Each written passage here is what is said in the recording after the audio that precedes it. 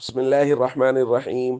عن عبد الله بن سرجس رضي الله تعالى عنه قال قال رسول الله صلى الله تعالى عليه وسلم: السمت الحسن والتؤدة والاقتصاد جزء من 24 جزءا من النبوة.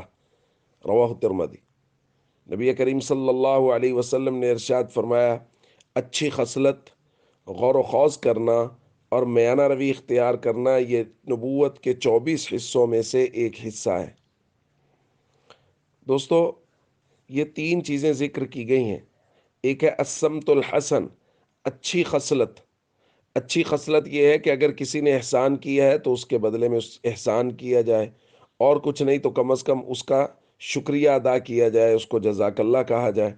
اور اگر کوئی آدمی بدتمیزی کرتا ہے، زیادتی کرتا ہے، دکھ دیتا ہے، تو اس کو معاف کرنا، برداشت کرنا، تو یہ ساری چیزیں السمت الحسن میں آتی ہیں۔ دوسرا ہے التؤدہ، اس کو ہم پہلے پڑھ چکے ہیں کہ کسی بھی معاملے میں جلد بازی نہ کرنا، بلکہ کسی بھی معاملے میں انجام کار کو سوچنا اور تسلی کے ساتھ فیصلہ کرنا۔ اور تیسرا ہے الاقتصاد، میانہ روی اختیار کرنا، یعنی بین بین چلنا۔ ایک وہ کیا کہتے ہیں ہمارے یہاں، پل میں تولا اور پل میں ماشا، ایسا نہ ہو، بلکہ ہر چیز رشتہ داروں کے ساتھ تعلقات میں، باقی تمام تر چیزوں میں میانہ روی اختیار کریں۔